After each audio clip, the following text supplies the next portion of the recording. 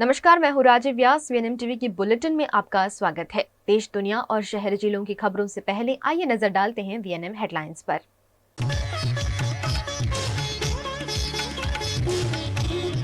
देश भर में कोरोना के 797 नए केस, 5 की मौत। 7 महीने बाद देश में कोरोना के महत्तम मामले।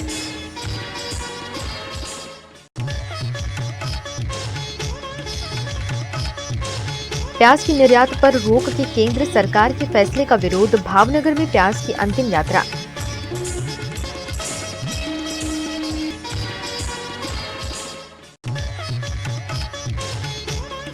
वडोदरा को स्मार्ट सिटी के नाम पर मिला फ्री वाईफाई, पर नागरिकों को नहीं मिली सुविधा।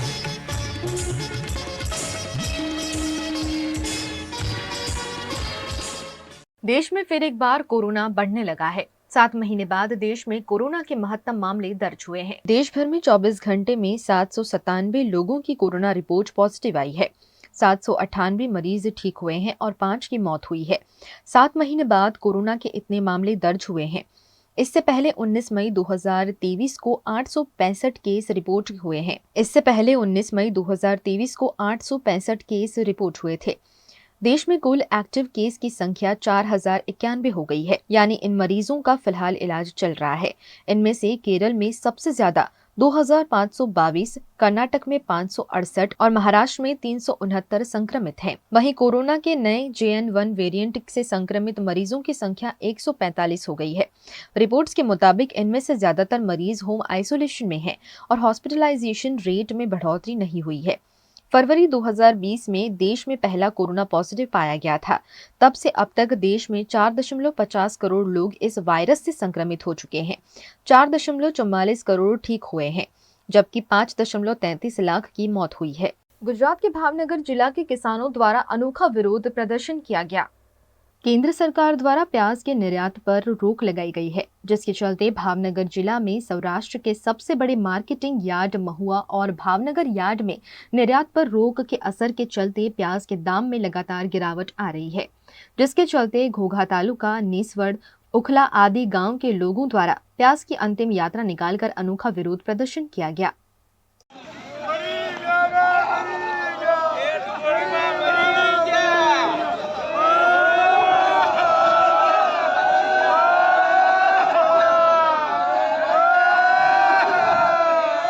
गुजरात की स्मार्ट सिटी वडोदरा और स्मार्ट सिटी के नागरिकों को दी जा रही है स्मार्ट सुविधाएं। उन्हीं में से एक है वाईफाई की सुविधा, लेकिन ये कितनी कार्यरत है उसकी हकीकत जानना भी जरूरी है। वडोदरा में जगह जगह लगे हैं ऐसे वाईफाई टावर। सर्च कीजिए वाईफाई ऑन करके VSCDL फ्री वाईफाई। कब से कर रही हूं कनेक्ट करने की कोशिश, लेकिन कुछ भी नहीं खुल रहा है।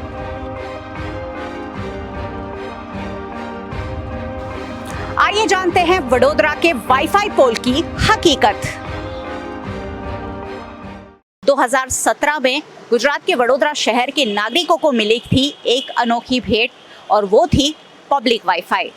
वडोदरा शहर को 2016 में स्मार्ट सिटी की सूची में शामिल किया गया, और स्मार्ट सिटी की सूची में शामिल होने के बाद अलग अलग प्रोजेक्ट पर काम शुरू किए गए। उसी में से एक प्रोजेक्ट था पब्लिक वाईफाई।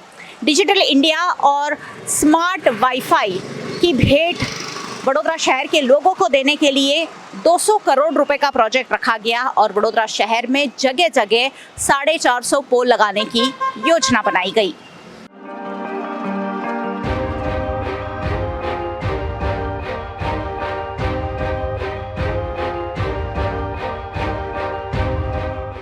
स्मार्ट सिटी के तहत पब्लिक वाईफाई योजना को PPP के तहत शुरू किया गया, और वडोदरा शहर में लगे जगह जगह वाईफाई पोल्स का वादा था कि 30 मिनट तक 50 MB तक का फ्री वाईफाई वडोदरा शहर के लोगों को मिलेगा। मैं फिलहाल खड़ी हूँ अलकापुरी में, जहाँ एक ऐसा ही वाईफाई टावर लगा है, जहाँ वाईफाई फ्री देने का वादा कहकर ये लगाया गया है। वडोदरा शहर में जगह जगह ऐसे टावर आपको जरूर देखने मिलेंगे।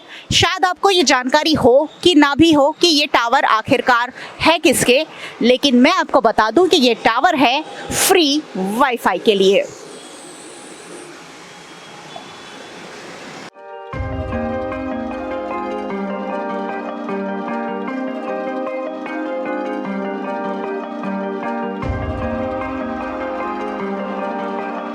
अलकापुरी में वाईफाई टावर लगा है और ये कितना काम कर रहा है और कैसे काम कर रहा है ये ज़रूर हम जानने की कोशिश करेंगे। मैं कोशिश करती हूँ कि क्या मैं ये वाईफाई का इस्तेमाल कर पा रही हूँ।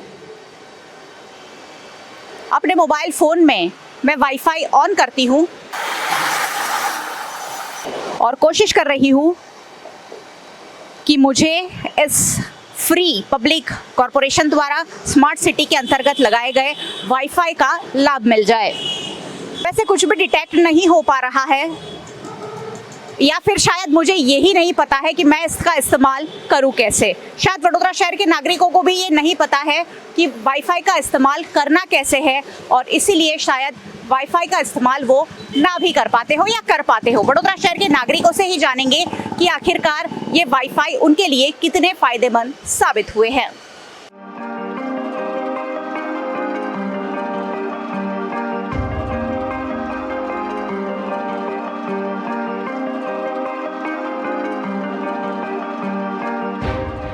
मैं तो कोशिश कर रही हूँ, वडोदरा शहर के एक नागरिक भी मेरे साथ है, उनसे वो भी कोशिश कर रहे हैं कि क्या इसका कोई फायदा मिल पाता है। आपको पब्लिक वाईफाई की कोई सुविधा आज तक मिली है? नहीं। कोशिश कर रहे हैं, क्या वाईफाई डिटेक्ट हो रहा है? डिटेक्ट हो रहा है फिर चला जाता है। वडोदरा शहर में जगह जगह ऐसे टावर लगे हैं, कभी आपने इस्तेमाल किया है या कोशिश की है? आपको पता है कि वाईफाई टावर हम इस्तेमाल कर सकते हैं? वाईफाई टावर तो इस्तेमाल कर सकते हैं लेकिन मैंने कोशिश नहीं की। नहीं की। क्या आपको पता है वडोदरा शहर में जगह जगह ऐसे वाईफाई टावर लगे हैं? हाँ, जगह जगह पता है। कभी इस्तेमाल करने की कोशिश नहीं की? कोशिश नहीं की। ये आपके लिए हमारे लिए है। हाँ, बराबर है लेकिन मैंने नहीं किया। हाँ। और आज कोशिश कर रहे हैं तो डिटेक्ट हो रहा है? डिटेक्ट होता है, चला जाता है, फिर नहीं करते कोशिश, ऐसा है। हाँ, स्पीड कम बढ़ रही है। चलिए कुछ और लोगों से भी जानेंगे कि आखिरकार वाईफाई उनके लिए कितना फायदेमंद साबित होता है।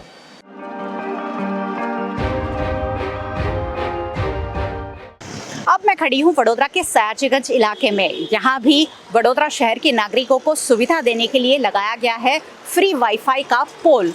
फ्री वाईफाई यहाँ चलता है कि नहीं देख लेते हैं। मैं कोशिश करती हूँ। सयाजीगंज पर मैं खड़ी हूँ और एमएस यूनिवर्सिटी के बिल्कुल सामने वडोदरा महानगर पालिका का एक वाईफाई पोल लगा हुआ है और एमएस यूनिवर्सिटी के कुछ स्टूडेंट ही मेरे साथ है। क्या नाम है आपका? मुकेश। मुकेश, कभी इस्तेमाल आपके यूनिवर्सिटी के बिल्कुल सामने वाईफाई पोल लगा है, कभी कोशिश की है? क्योंकि इंटरनेट तो हम सबको चाहिए। नहीं, हमने नहीं इस्तेमाल किया। क्यों, आपको पता तो है कि वाईफाई पोल लगे हैं? नहीं, पता ही नहीं है। आपको पता नहीं है कि वाईफाई पोल है? ना ना। उसके ऊपर लिखा हुआ है कि फ्री वाईफाई यहाँ पर हॉटस्पॉट ऑन करके मिल रहा है। वो पता ही नहीं है कि यहाँ पता है। वाईफाई है। वडोदरा शहर के निवासी हैं? बाहर से आए? कितने साल से पढ़ रहे हैं यहाँ? अभी इसी साल आए हैं। इसी साल आए हैं। ठीक है, यहाँ आपके मोबाइल में कनेक्ट करिए ना, कोशिश करते हैं कि चल रहा है कि नहीं। आप कहाँ से आए हैं? मैं बाहर से, कच्छ से। कच्छ से। क्या नाम है आपका? उत्तम सतवारा। अच्छा ठीक है, चलिए मैं बताती हूँ कि हमारे शहर में वाईफाई की फ्री सुविधा मिलती है। वाईफाई ऑन करिए और ये हाँ ये है, कोशिश कीजिए जी। और अब हम YouTube खोलने की कोशिश करते हैं कि चल रहा है कि नहीं। वाईफाई उनका कनेक्ट हो गया है।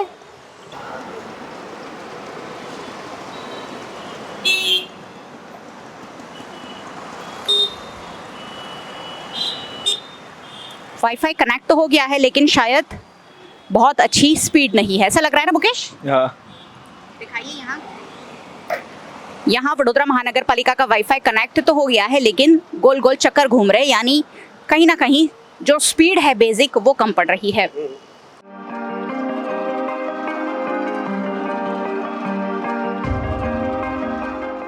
कुछ और स्टूडेंट भी कोशिश कर रहे हैं कि वो फ्री वाईफाई का लाभ उठा सके।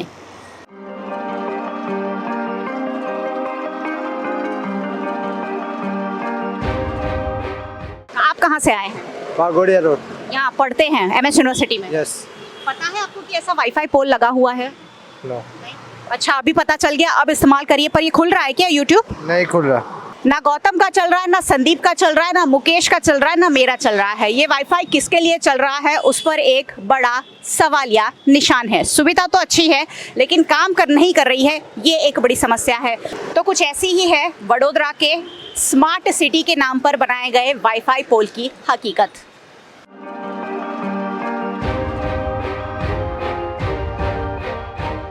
वडोदरा वडोदरा शहर में जगह जगह जो फ्री वाईफाई पोल लगाए गए हैं वडोदरा के नागरिकों के लिए लगाए गए हैं और आपको भी उस सुविधा का लाभ जरूर लेना चाहिए। पोल पर लिखा हुआ ही है VSCDL फ्री SSID। आप ये सर्च करिए वाईफाई में और वाईफाई सुविधा, फ्री वाईफाई सुविधा का लाभ उठाइए, क्योंकि आखिरकार ये खर्च वडोदरा महानगर पालिका ने वडोदरा के नागरिकों के लिए किया है।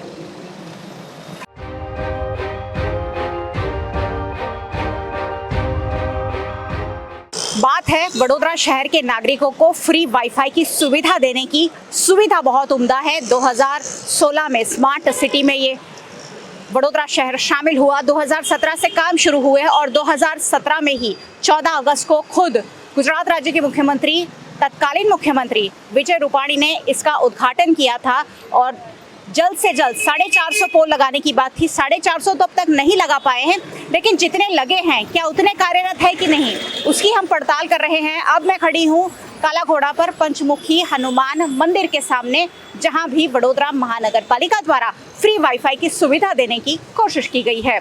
चलिए फिर एक बार चेक कर लेती हूं कि क्या ये वाईफाई चल रहा है।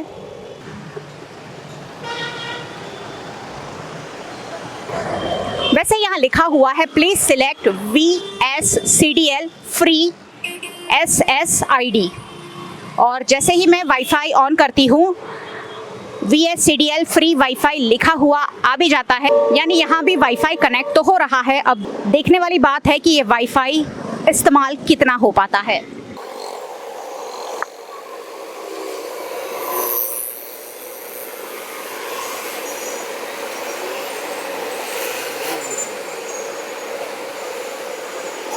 मैं YouTube पर जा रही हूँ लेकिन यहाँ कुछ नहीं खुल रहा है। अब मैं खड़ी हूँ गुजरात के वडोदरा शहर के नर्मदा भवन में, जहाँ रोजाना वडोदरा शहर के और ग्राम्य के हजारों लोग आते हैं। नर्मदा भवन से ही सटा हुआ है पुलिस भवन। वहाँ भी 4 से 5 हज़ार पुलिस कर्मचारी काम करते हैं, लोग भी वहाँ आवाजाही करते हैं। यहाँ भी एक ऐसा ही वाईफाई टावर तो लगा हुआ है, उसका कनेक्शन भी मिल रहा है, लेकिन इस्तेमाल नहीं हो रहा है। अब ये इस्तेमाल कैसे होता है उसकी जानकारी मैं वडोदरा महानगर पालिका के अधिकारियों से ज़रूर लूँगी। ये पूरी सीरीज़ आपको देखते रहना है, क्योंकि वडोदरा शहर में स्मार्ट सिटी के नाम पर जो सुविधा हमें मिली है, आखिरकार उसका इस्तेमाल हम कैसे कर सकते हैं ये जानना हम सबके लिए बेहद ज़रूरी है।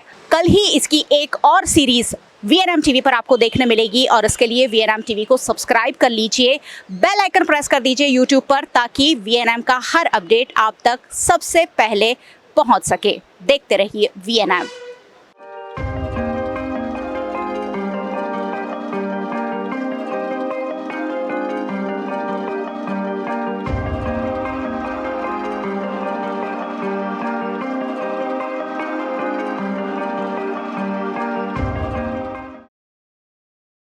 गुजरात के वडोदरा के 4 दरवाजा के पास लाड़वाड़ा वडोदरा मेमन हॉल के नीचे स्थित ऑप्टिकल की दुकान में मुंबई ATS द्वारा छापेमारी की गई। ईमेल के जरिए RBI गवर्नर शशिकांत दास और केंद्रीय वित्त मंत्री निर्मला सीतारमण को धमकी दिए जाने के मामले सर्च ऑपरेशन के भाग रूप मुंबई ATS वडोदरा शहर SOG और क्राइम ब्रांच की टीम द्वारा इस ऑप्टिकल की दुकान में सर्च ऑपरेशन किया गया था। सूत्रों द्वारा मिली जानकारी अनुसार दुकान मालिक का फोन इस्तेमाल किए जाने की शंका के चलते सर्च ऑपरेशन किया गया है। ऑप्टिकल के मालिक पर शक होने के चलते मुंबई ATS द्वारा जांच शुरू की गई है। इस खबर के फैलने से इलाके में टेंशन का माहौल देखा गया।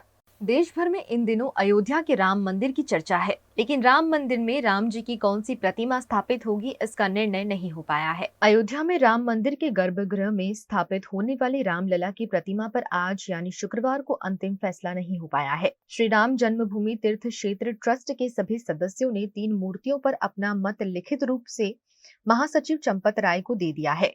अब इस पर आखिरी फैसला अध्यक्ष महंत नृत्य गोपाल दास और चंपत राय को लेना है। उम्मीद है कि 1 से 2 दिन में अंतिम फैसला हो जाएगा। राम सेवकपुरम में रामलला की 3 मूर्तियां तैयार की गई है। इनमें से एक को प्राण प्रतिष्ठा के लिए चुना जाएगा।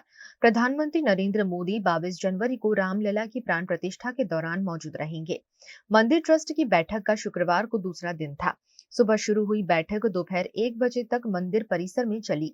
ट्रस्ट के कुल 15 सदस्यों में से 10 सदस्य मौके पर मौजूद रहे।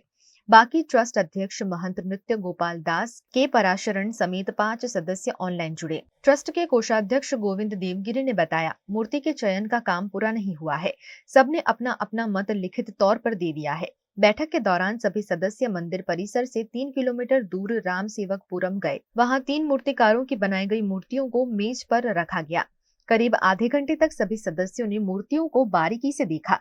इससे पहले बुधवार को ट्रस्ट के सचिव चंपत राय ने कहा था, भगवान राम की 51 इंच ऊंची मूर्ति के 3 डिजाइनों में से एक चुनी जाएगी। जिस प्रतिमा में दिव्यता होगी और चेहरे पर बालक जैसा भाव होगा, उसका चयन किया जाएगा। वीएनएम टीवी पर वक्त है एक छोटे से ब्रेक का। ब्रेक के बाद जल्द हाजिर होंगे कुछ और खबरों के साथ। बने रहिए हमारे साथ। Part of the RR Global Conglomerate with a presence in over 50 countries. RR Kabel is a leading Indian wires and cables brand, a wide range offering excellent quality and trustworthiness. RR also has a wide range of lighting solutions. Choose from several options that can light up your home or office. Presenting appliances from RR, increasing the style quotient of your home. Delivering convenience every day. RR fans, lighting solutions, air coolers, water heaters, irons and more. When it comes to trust, quality and convenience, ask for home appliances from RR Kabel, your one-stop electric goods solutions provider. Bharat ले रहा है electric अंगड़ाई। क्यों ना हम साथ चले, साथ चले, साथ बढ़े, साथ बढ़े, देश मेरे, देश मेरे। देश को ले जाए नई दिशा की ओर। आपका जॉय, भारत का जॉय। दर्शनम ओशन, वडोदरा के गोत्री वासना रोड पर 4 BHK स्काई विलास। आधुनिकता की परिकल्पना को साकार करता है दर्शनम ओशन आलीशान प्रोजेक्ट, जहां आपको खुद का घर लगेगा 5 स्टार होटल। वडोदरा सिटी के प्राइम लोकेशन, ग्रीनरी के बीच स्टनिंग एस्थेटिक लग्जरियस रेसिडेंस। सभी बेडरूम में अटैच वॉशरूम, ग्रीन स्पेस के साथ balcony, full ventilation, parking, lift, kids play area, swimming pool, club house, indoor games, garden, fire safety system और आपकी privacy का भी रखा गया है खास ख्याल। लग्जरियस लाइफस्टाइल का सपना जो आपने देखा है वो पूरा होगा दर्शनम ओशन में।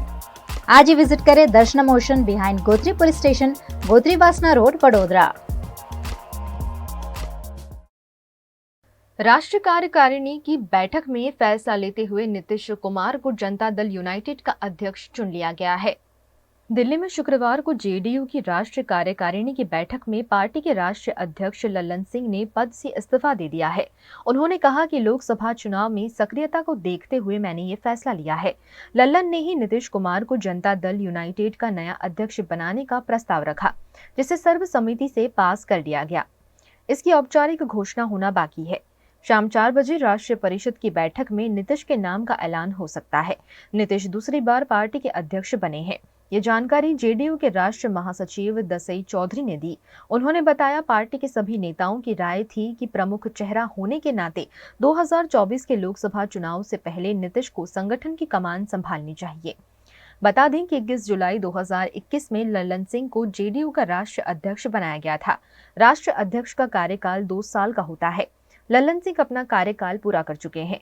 मीटिंग से पहले कॉन्स्टिट्यूशन क्लब के बाहर पोस्टर लगाए गए। इनमें लिखा है, गठबंधन को अगर जीत चाहिए तो चेहरा नीतीश चाहिए। दोपहर 3 बजे तक राष्ट्रीय कार्यकारिणी की बैठक चलेगी। कॉन्स्टिट्यूशन क्लब के बाहर लगे पोस्टर्स में आज लल्लन सिंह भी दिखाई दे रहे हैं। नीतीश कुमार के पार्टी अध्यक्ष बनने की खुशी पटना में जेडीयू ऑफिस में मनाई गई।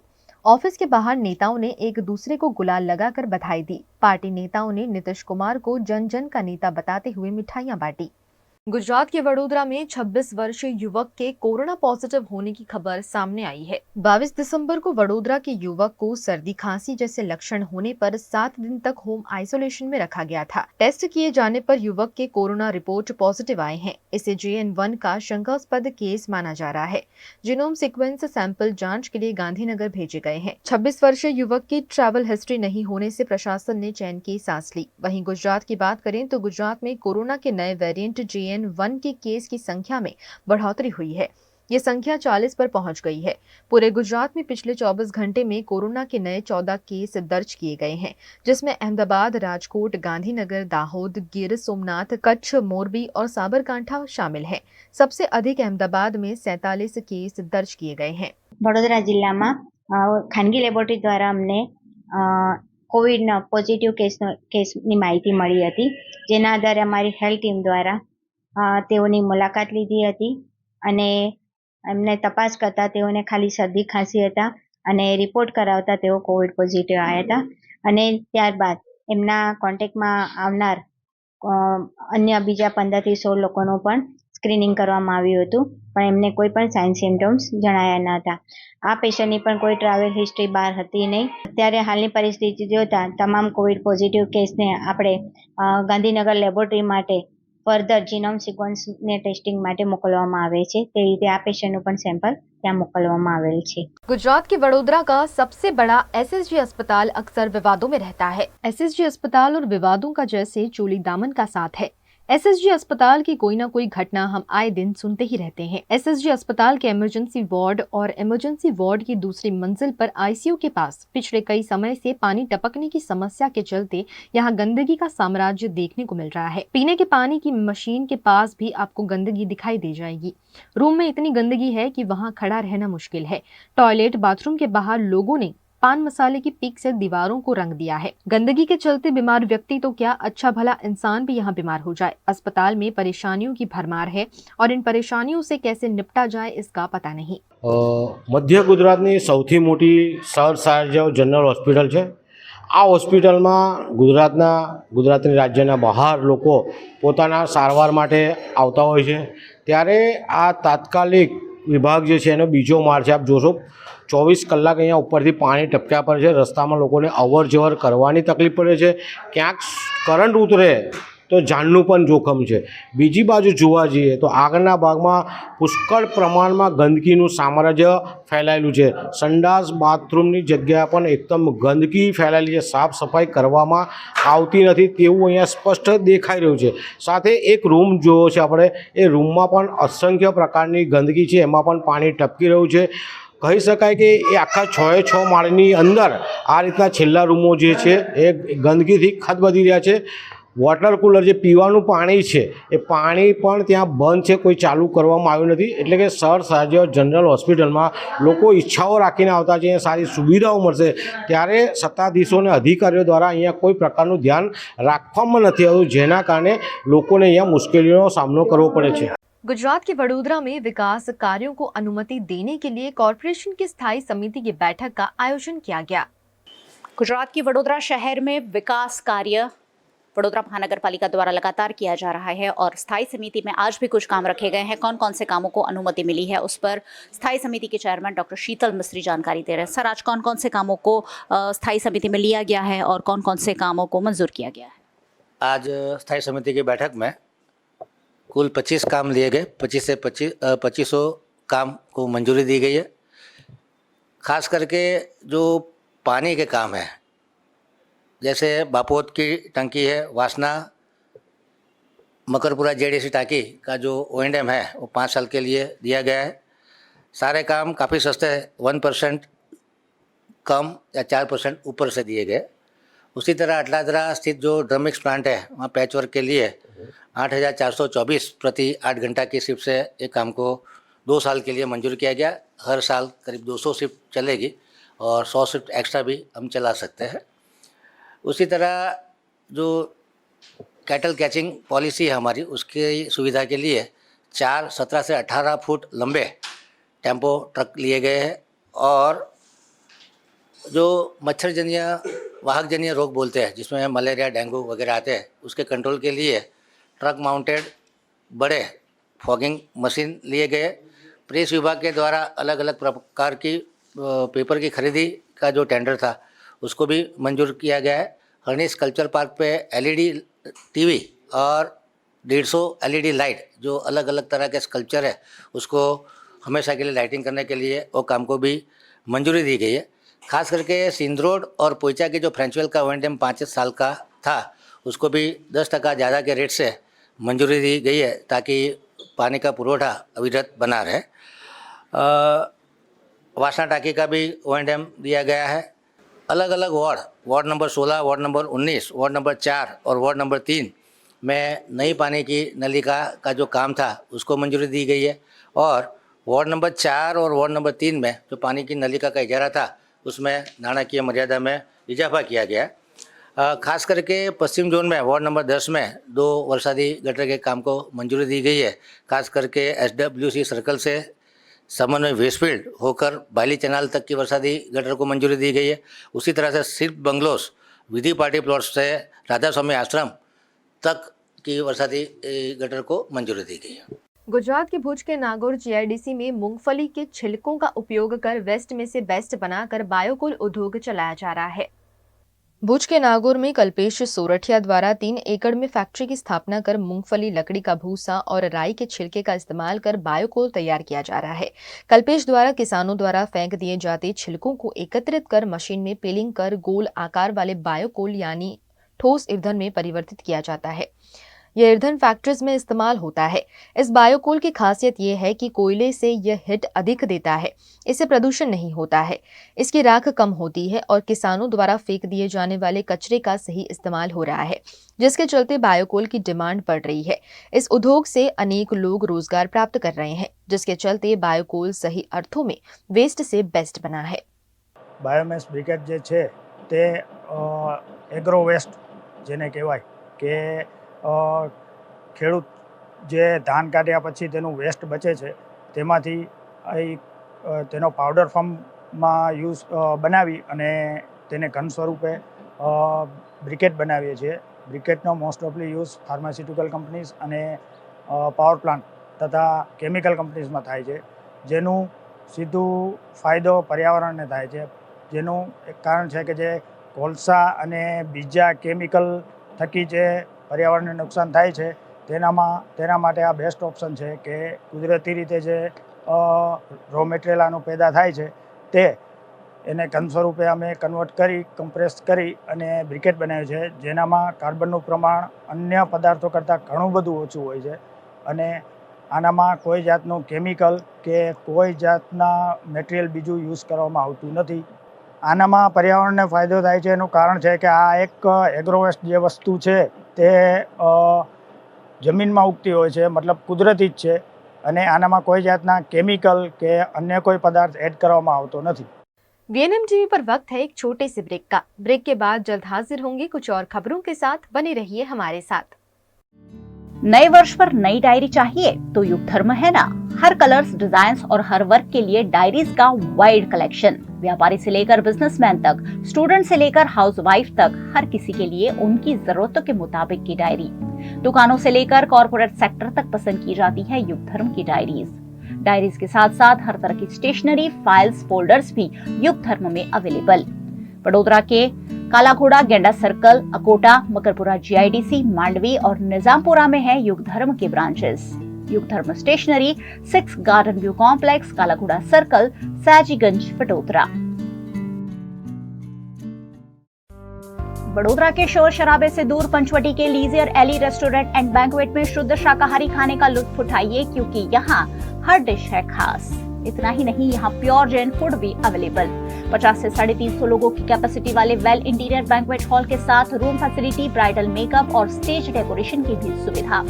Hotel leisure alley and banquet में 150 से 200 कार पार्किंग की facility, corporate pack lunch, 3 kilometre तक फ्री होम डिलीवरी और टेक अवे पार्सल पर 10% डिस्काउंट। 50 से 20 लोगों के स्मॉल गेट टुगेदर के लिए प्राइवेट डाइनिंग रूम और आउटडोर केटरिंग की भी सुविधा। यहाँ का स्किल्ड मैनेजमेंट आपके हर मौके को बनाता है बेहद शानदार।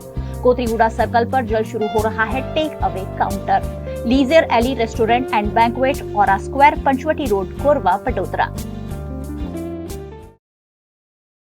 माना होटल्स एंड रिसोर्ट। राजस्थान में उदयपुर, रणकपुर को करना हो एक्सप्लोर या उत्तराखंड में ऋषिकेश में करनी हो धार्मिक यात्रा, माना होटल्स आपके स्टे को बनाएंगे हमेशा के लिए यादगार। राजस्थान के ऐतिहासिक विरासत के बीच माना होटल्स का कंफर्टेबल स्टे आपको कराएगा अद्भुत अनुभूति। माना होटल्स के लग्जरियस प्रीमियम रूम्स और विलास है बेहद शानदार। ऋषिकेश की वादियों में माना होटल्स का होम स्टे देता है शानदार घर का feel. Next time, plan your holidays with Mana Hotels. Contact 8107 888800.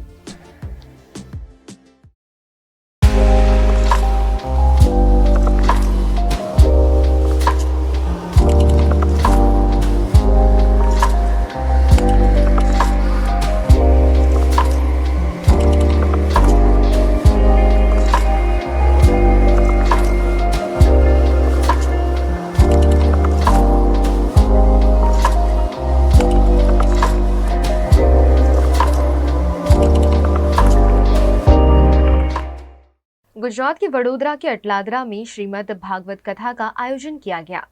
Atladra में आयोजित श्रीमद् भागवत कथा का आयोजन महंत रामकरण दास द्वारा किया गया है। कथा का शुभारंभ दीप प्रज्वलित कर किया गया। इस मौके पर जय भवानी ग्रुप के प्रमुख राजू ठक्कर उपस्थित रहे। यहाँ उपस्थित सभी मेहमानों का स्वागत किया गया। यहाँ भावनगर से आए कथावाचक संजय बापू भक्तों को श्रीमद् भागवत का रसपान करवाएंगे। इस मौके पर बड़ी संख्या में स्थानीय और गणमान्य उपस्थित रहे। सीताराम सीताराम गाइए रे बाबा सबरी में राम प्रभु गाइए रे बोलो सीताराम सीताराम गाइए रे बाबा सबरी में राम प्रभु गाइए रे। गुजरात के सूरत की एथर कंपनी में ब्लास्ट हुआ था। इस मामले प्रशासन द्वारा धीमी गति से चलाई जा रही जांच के चलते सवाल उठ रहे हैं। सूरत की एथर कंपनी में लगभग 1 महीने पहले ब्लास्ट हुआ था। इस ब्लास्ट में कई लोगों की जान चली गई थी। कंपनी में हुए ब्लास्ट की जांच को 1 सप्ताह में पूरा किया जाना था, लेकिन 1 महीने के बाद भी SIT द्वारा रिपोर्ट नहीं दी गई है। वहीं पुलिस की ढीली नीति के चलते भी सवाल उठ रहे हैं।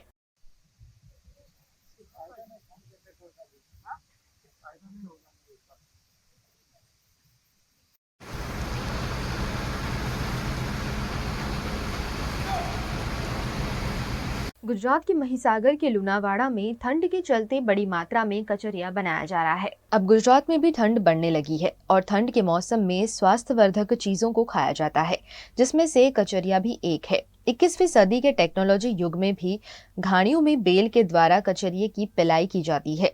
यहाँ रोज 30 से 40 किलो तिल की पिलाई की जाती है। इस कचरिये का स्वाद कुछ अलग ही होता है, जिसके चलते घाणियों में कचरिये को खरीदने लोगों की भीड़ देखने को मिल रही है।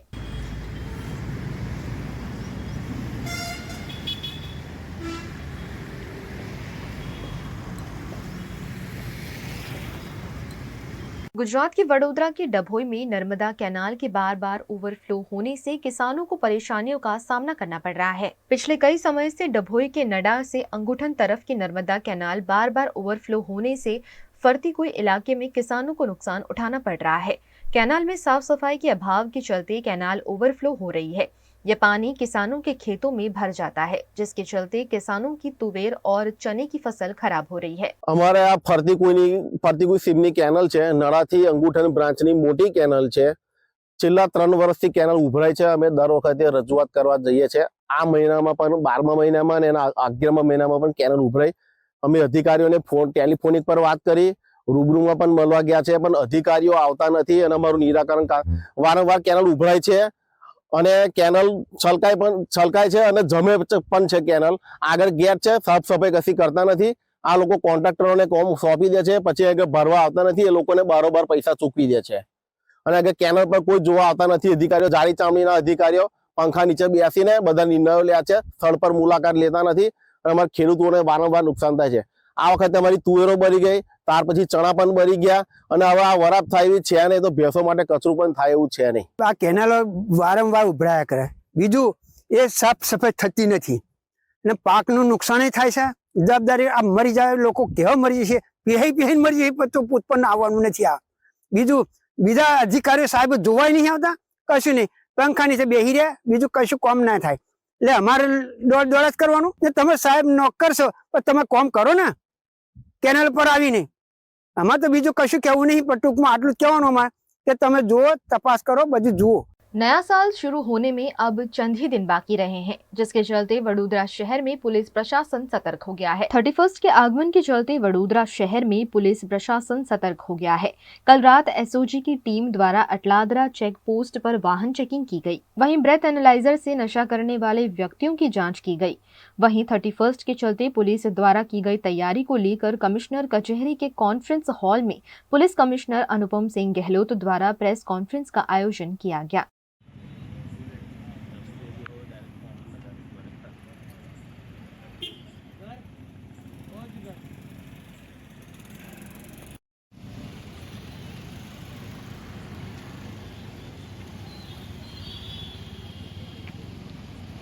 प्रॉपर्टी खरीदने और बेचने में कुछ बेसिक बातों की जानकारी होना जरूरी है, जैसे कि टीपी स्कीम, एफएसआई और जीडीसीआर। ये क्या होता है, आइए ये सारे नॉर्म्स जानते हैं वडोदरा के आर्किटेक्ट निरंजन भट्ट से।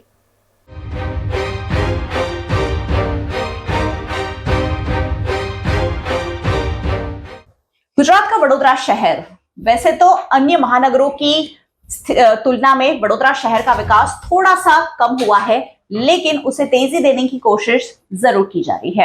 वडोदरा महानगर पालिका के अधिकारी, यहाँ के बिल्डर, यहाँ के लोग, हर कोई एक मिलकर संगठन बनाकर वडोदरा शहर को विकास की ओर आगे ले जाना चाहते हैं।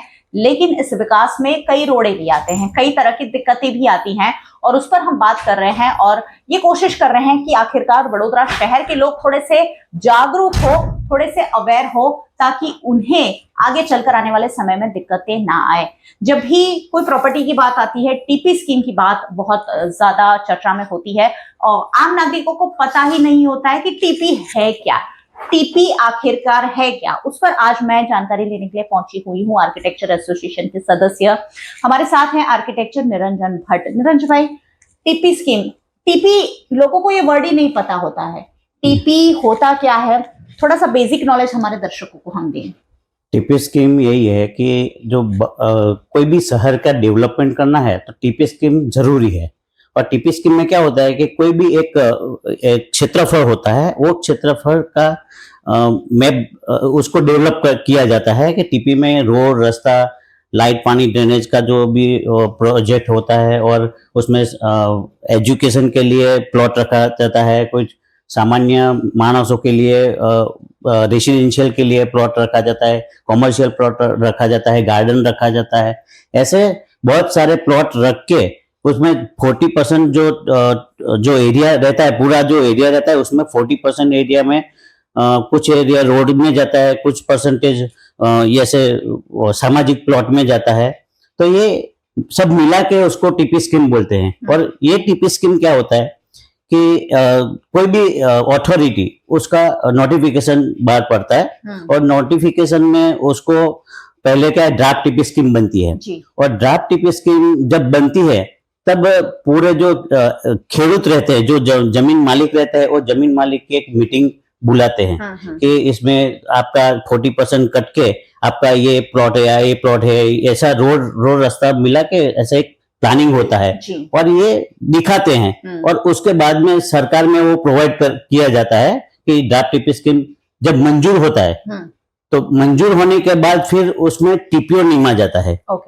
जो टाउन प्लानिंग ऑफिसर निमा जाता है, वो फिर उसमें कुछ होता है कि किसी का वादा होता है कि कुछ वादा जी होता है तो उसका ये करने के लिए यानी क्लैरिफाइड करने के लिए फिर उसको वो भी बुलाता है, पहले जमीन मालिक को बुलाता है क्लियर करने के लिए। और ये बुलाने के बाद उसका जो कुछ होता है कि भी हाँ आपका बात सही है तो उसका क्लैरिफिकेशन करके फिर टीपीओ गवर्नमेंट में फिर रखता है कि मंजूरी के लिए और फिर फाइनल मंजूरी आता है। उसके बाद में भी कुछ होता है तो फिर भी एक प्रोविजन है कि हमारा ये प्लॉट ऐसा है तो उसको चेंज करके वो फिर गवर्नमेंट में रखता है। 3 बार गवर्नमेंट में जाती है फाइल और उसके बाद में फाइनल मंजूरी मिलता है। तो टीपी स्कीम फाइनल होती है और उसके बाद बिल्डर जो होते हैं वो अपने अपने प्रोजेक्ट वहां रखते हैं। हाँ, टीपी स्कीम फाइनल होता है, यानी पहले ड्राफ्ट टीपी स्कीम बनता है तो आपका फाइनल प्लॉट मिल जाता है। लेकिन उसमें प्रॉब्लम क्या है कि पोजीशन का प्रॉब्लम रहता है, क्योंकि आपका जो ओपी एरिया है यानी आपका जो मूल खेत है वो खेत में तो आपको प्लॉट नहीं मिल रहा है, दूसरे के खेत में भी प्लॉट जाता है, आपको बनाना है लेकिन दूसरे को नहीं बनाना है तो वो पोजीशन नहीं दे सकता है। तो जब ड्राफ्ट टीपी स्कीम होती है तो सरकार ने ये किया है कि भाई रोड रास्ता जो बना हुआ है वो रोड रास्ता का सरकार प्लॉट जमीन ले लेती है, लेकिन फाइनल प्लॉट दूसरे में जाता है तो वो नहीं मिलता है। तो वो जब प्रिलिमिनरी फाइनल होती है यानी जमीन फाइनल होती है तभी ये प्रॉब्लम सॉल्व होता है कि एक दूसरे का जो पोजीशन है वो पोजीशन फिर बाद में गवर्नमेंट यानी अथॉरिटी ये देती है खूंटा लगा के फाइनल प्लॉट का, उसके बाद में आप डेवलप कर सकते हैं। यानी वो चीज भी हमें ध्यान में हमेशा रखनी पड़ेगी। बिल्कुल। चलिए, टीपी क्या होता है, टिप स्कीम क्या होती है और कैसे टीपी बनाई जाती है और कैसे वहां जमीन खरीदनी है बिल्डिंग बनाने के लिए, घर बनाने के लिए, उसकी जानकारी हमें दे रहे हैं निरंजन भाई। अब जब बिल्डिंग बनाने की बात आती है तब एफएसआई और जीडीसीआर ये दो चीजें भी बहुत मायने रखती हैं, उस पर भी थोड़ी सी बेसिक जानकारी मैं लेना चाहूंगी। वैसे बहुत वाइड सब्जेक्ट है लेकिन बेसिक एफएसआई होता क्या है और एक आम आदमी को एफएसआई के बारे में कितनी जानकारी होनी चाहिए, एफएसआई के बारे में अगर हम लोगों को छोटे से कुछ शब्दों में समझा सके। एफएसआई यानी फ्लोर स्पेस इंडेक्स है। इसमें क्या होता है कि एफएसआई अभी गवर्नमेंट ने एक बेस्ड एफएसआई नक्की किया हुआ है कि 1.8 एफएसआई यानी कि आपका जो प्लॉट एरिया रहता है वो प्लॉट एरिया का 1.8 के हिसाब से आपको एफएसआई मिलेगा। लेकिन 0.9 यानी 2.7 तक आप एफएसआई ले सकते हैं जब रोड बड़ा हो तो आप ऊपर हाइट में यानी 0.9 जो जंतरी रेट एरिया होता है उसका 20% या 30% पैसा भर के आप वो एफएसआई खरीद सकते हैं और ये हाइट आप ले सकते हैं। जी। और जब एफएसआई एक बार डिसाइड हो जाती है फिर पार्किंग की जगह के लिए क्या नियम बने हुए हैं? पार्किंग की जगह के लिए ऐसा है कि कॉमर्शियल के लिए 50% होता है, इसमें 50% फ्रंट में रखना पड़ता है ग्राउंड लेवल पे या 50% आप बेसमेंट में रखो, ऐसा पार्किंग का नियम है। और कॉमर्शियल का अलग है और रेसिडेंशियल का अलग है। रेसिडेंशियल का 20% इसके हिसाब से पार्किंग रखना पड़ता है। और एजुकेशन के लिए भी है और मल्टीप्लेक्स या जो भी रहता है उसके लिए भी अलग अलग नियम है। वो जीडीसीआर में है, वो जीडीसीआर के हिसाब से हमको रखना पड़ता है और वो रखते हैं तभी प्लान पास होता है, ऐसे प्लान पास नहीं होता है। तो प्लान आप जो बनाते हैं वो ये सारी चीजों को ध्यान में रखकर बनाते हैं? जीडीसीआर के हिसाब से ही रखना पड़ता है। और जीडीसीआर क्या है वो भी थोड़ा सा जरूर हमारे दर्शकों को समझाइए। अभी ये जीडीसीआर गुजरात गवर्नमेंट में बनाया हुआ है। ये जीडीसीआर का हिसाब से पूरा यानी ये कॉम्प्रिहेंसिव है। अभी पहले क्या था, बड़ौदा के लिए अलग था, राजकोट के लिए अलग था, अहमदाबाद के लिए अलग था, सूरत के लिए अलग था। लेकिन अभी क्या है, कॉम्प्रिहेंसिव बना दिया उन लोगों ने, एक कॉमन जीडीसीआर बना दिया। वो कॉमन जीडीसीआर के हिसाब से ये जो बाइलॉज है उसके हिसाब से हमें मैप रखना पड़ता है। और इसमें ऑनलाइन भी है, तो ऑनलाइन में क्या है 15 मीटर तक हम ऑनलाइन रख सकते हैं और 15 मीटर के ऊपर दोनों ऑप्शन है, ऑनलाइन भी रख सकते हैं या ऑफलाइन भी रख सकते हैं। लेकिन ऑनलाइन में क्या होता है कि ऑनलाइन में 15 मीटर तक हमने रखा तो वो पास हुआ, फिर भी हमें ऑफलाइन में जाना पड़ता है और ऑफलाइन का प्रोसीजर पूरा करना पड़ता है। तो ये दिक्कत वाली है, तो ये नहीं होना चाहिए। जो ऑनलाइन मंजूर होता है वो ऑटो डीसीआर में ही मंजूर होता है और जीडीसीआर के हिसाब से ही मंजूर होता है। तो उसके हिसाब से ही ये होना चाहिए। या ये जो मंजूर हुआ वो उन लोगों को उसमें कुछ देखना नहीं है, सिर्फ डॉक्यूमेंट्री देखना है कि डॉक्यूमेंट सही है कि नहीं। यानी एफएसआई और जीडीसीआर ये सारी चीजों को ध्यान में जरूर रखना होगा क्योंकि पार्किंग बहुत बड़ी समस्या बन जाती है। अगर रेसिडेंशियल इलाका हो या कमर्शियल हो, पार्किंग नहीं होते हैं क्योंकि जगह छोटी होती है। ऐसे में नक्शे में दिखाया तो जाता है लेकिन कई बार बिल्डर उसे बनाते नहीं हैं और परेशानी लोगों को आती है। आप लोग मैप बना कर देते हैं जो मैप कॉर्पोरेशन पास करता है, लेकिन बिल्डर बाद में कहीं ना कहीं उसमें चेंजेस भी कर देते हैं, ऐसे भी मामले सामने आते हैं। वो चेंजेस करते हैं तो उनको रिवाइज प्लान करना पड़ता है। अच्छा, ये रिवाइज प्लान करने की ये आवश्यकता है, लेकिन कभी ऐसे बिल्डर होते हैं तो नहीं करते हैं। लेकिन ये प्लान भी फिर से कॉर्पोरेशन में जाता है। कॉर्पोरेशन में जाके रिवाइज प्लान करवाना पड़ता है, फिर मंजूरी लेना पड़ता है। अच्छा। और वो मंजूरी ले तो कोई प्रॉब्लम नहीं है इसमें। लेकिन कई बार बिल्डिंग 4 मंजिला होती है लेकिन बन जाती है 6 मंजिला, या फिर पेंट हाउस वगैरह बन जाता है। नहीं, ऐसा नहीं होता है। वो 6 होती है तो उसको रिवाइज करना पड़ता है, और रिवाइज के हिसाब से उसको बनाना पड़ता है सर जी। जरूर हमेशा ध्यान में रखनी चाहिए ये सारी बातें कि FSI क्या है, GDCR थोड़ा सा अगर बेसिक नॉलेज अगर रखें तो दिक्कतों में पड़ने से बच सकते हैं, और बहुत मुश्किल से जो पैसे कमाए होते हैं उसे हम सही जगह इन्वेस्ट कर सकते हैं। और इसीलिए हम ये सारी जानकारी आप तक पहुंचा रहे हैं कि गड़बड़ियों का भोग आप ना बने। बहुत सारे अच्छे डेवलपमेंट वडोदरा शहर में हो रहे हैं, उन डेवलपमेंट का हिस्सा बने, ना कि जो फ्रॉड कर रहे हैं और सालों तक फिर आपको पोजीशन नहीं देते हैं और आपको परेशानियों का सामना करना पड़े। इसीलिए आज हम आर्किटेक्चर निरंजन भाई भट्ट से ये जानकारी ले रहे थे कि आखिरकार बेसिक चीजें क्या होती हैं और बेसिक चीजों से आपको अवगत होना कितना ज्यादा जरूरी है। और बहुत बहुत शुक्रिया आप सबका।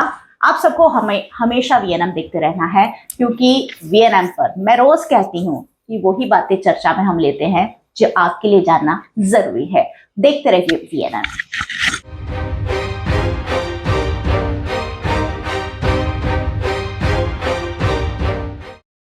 VNM टीवी की खबरें अब आप YouTube, Facebook, Instagram के अलावा OTT प्लेटफॉर्म पर भी लाइव देख सकते हैं। डेली हंट, जियो टीवी, वोडाफोन टीवी और जियो फाइबर पर 498 नंबर के चैनल पर भी 24 घंटे VNM टीवी आपके लिए उपलब्ध है। देखते रहिए VNM टीवी। नमस्कार।